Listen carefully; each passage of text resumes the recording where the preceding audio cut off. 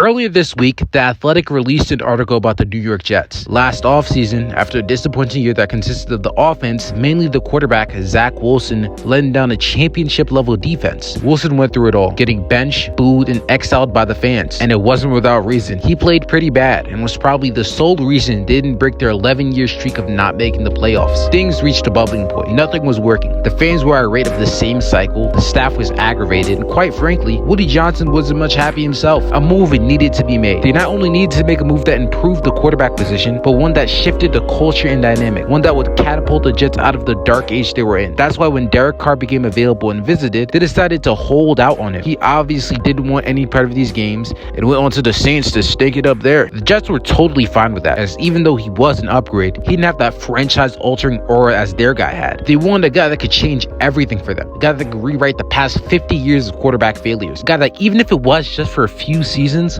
would remove the stink that rose from the Jets franchise. They wanted Aaron Rodgers.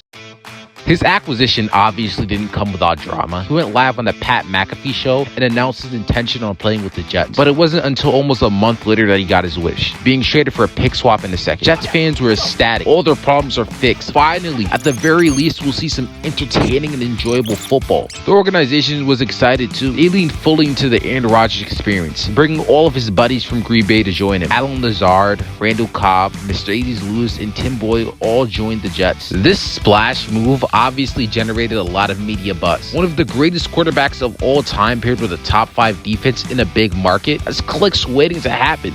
The Jets were featured daily on all social media platforms. They were talked about on the radio shows and by the major analysts. They even attracted enough attention to earn themselves an appearance on Hard Knocks. This is what the Jets wanted. Obviously, Aaron Rodgers is a fantastic quarterback, and that's why they signed him. But what was just as attractive was the idea of having him at quarterback. For a franchise that's been quarterback deprived for their entire existence, and for a team that was quite frankly fed up by how much the lack of good quarterback play has screwed him, they needed someone like this. Someone with that superstar aura. Someone who could give them a shot at their first Lombardi trophy in over 50 years.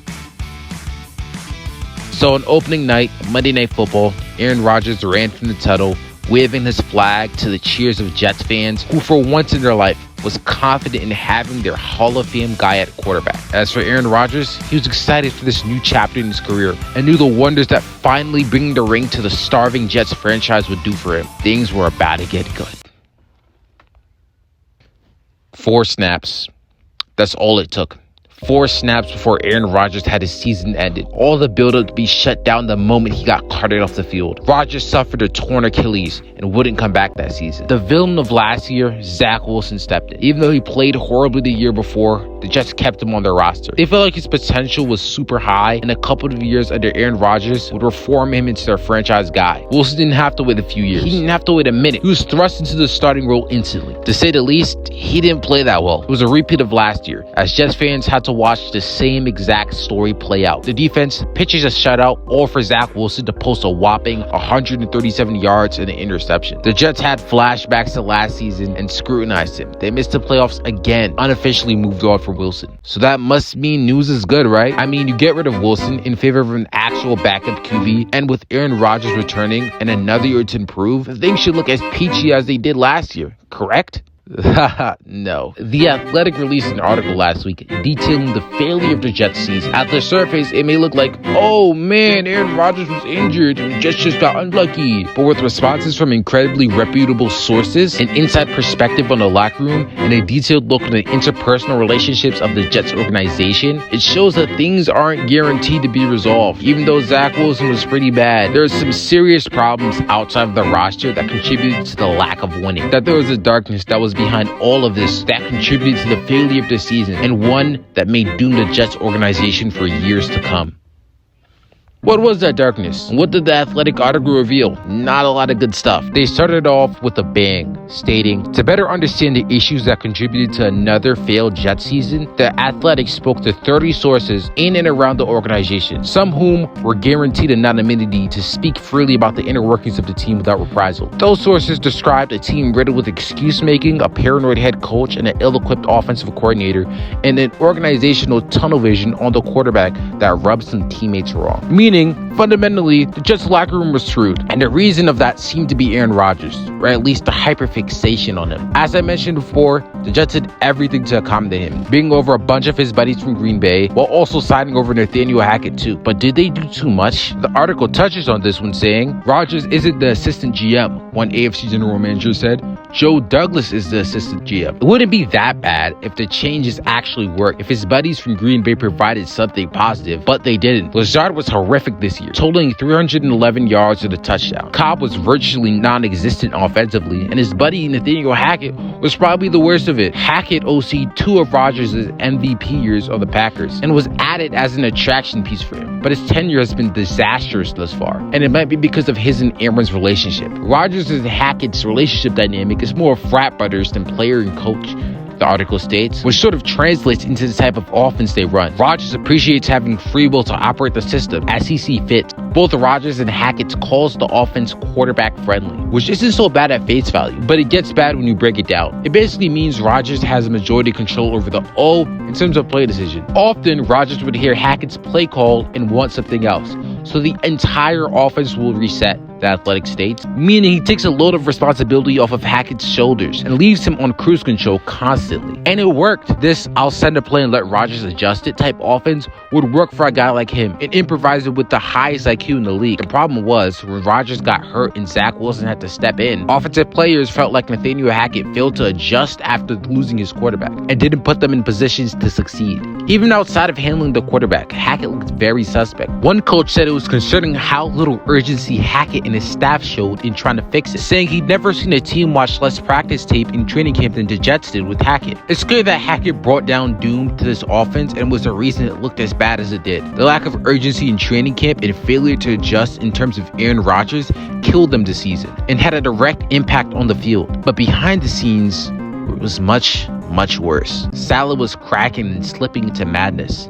In the aftermath of Aaron Rodgers' injury, Saleh bemoaned his bad luck. Throughout his tenure, he'd often wondered aloud if he was doomed to the same fate as Vic Fangio, a brilliant defensive mind cursed by misfortune at quarterback. Now, to be fair, it was his second year straight with a top D and an abysmal O, but it was obvious that this was taking a toll on him mentally. He listened to what the media had to say about him and complained about the criticism. He heard the cries of the fans through Woody Johnson, and his psychological frame cracked. Job security seemed to be Saleh's primary concern. He wished for Johnson or Rodgers to publicly endorse him for 2024. He wanted to see how teams led by the NFL's best coaches performed when playing without their star quarterback. And most interestingly, privately, the coach pinned many of the team's offensive issues on Wilson, the line, and the receivers, and told people getting to 8 wins with Jack Wilson at quarterback would be, quote, a miracle. Saleh was losing his mind, and all this talk about how doomed he was sort of messed up the locker room. Eventually, the Jets ended up benching Zach Wilson, which started another twist in the mess that was the Jets locker room. After 2 weeks of ass from the replacement quarterbacks, the Jets decided to bring up Wilson, who instead refused. Based on a previous conversation with Saleh and fears of getting injured behind the Jets' makeshift offensive line. And more interestingly, Saleh asked Rodgers to speak with Wilson to convince the young quarterback to change his mind. And according to team sources, that didn't work either. Wilson's feeling about his idol soured over the season. Rodgers was absent as the supposed mentor figure he was supposed to be. And as Saleh kept dick-riding Rodgers, resentment built in Zach Wilson's heart and caused a refusal to play. That ended up getting leaked to the media and reported, sending more flack and making Saleh become even more paranoid. This sent Saleh into a tailspin. The coach held a meeting with the staff 2 days later where he asked the leaker to reveal himself. According to multiple people in attendance, if you come forward now, you will get in trouble, he told them while threatening to take their cell phones. Eventually, things worked themselves out. Saleh and Douglas got endorsed by Rodgers and will be returning. Hackett will also come back with majority of the team. But will these problems remain? Toxicity that plagued the Jets? Honestly, I think no. Most won't. All of these problems, Saleh's paranoia, the horrible offense, Zach Wilson decided to distance himself, arose because of Rodgers' injury. Hackett couldn't come close to controlling the offense without Rodgers controlling everything at the line. Not only is Rodgers back, but they're adding even more to the staff that'll take the load off of Hackett. Saleh's paranoia? Well, with Rodgers at the helm, pressure will be off of him as the head coach to fix the mess, and he won't turn into a lunatic with his job on the hot seat. Zach Wilson? Yeah, just get him off the team. This isn't me saying that these issues are irrelevant. You can only go so far with Hackett controlling the offense. And if Saleh faces any more controversy, he'll probably have an aneurysm. The thing is, everything is depending on Aaron Rodgers, especially his availability. And he made it that way. With him bringing over Hackett and all of his buddies, it put everything at his mercy. This offense can only work if Aaron Rodgers is there. The entirety of Hackett's existence relies on Aaron Rodgers. And when Aaron Rodgers isn't there, then Hackett turns into nothing. All the excitement, the hype, the dick riding, that created a domino effect, which spread to Saleh and then spread to the rest of the team. But that's what they signed up for with the Aaron Rodgers experience. His control, signing along his buddies that probably make the team worse, the expectations, and the cameras. I mentioned at the top of the vid that they wanted more than the play of Rodgers. They wanted the excitement he brought, the culture change, their fans to feel something, anything for the first time in a decade. They wanted the eyes on them, all of that. They got exactly what they bargained for.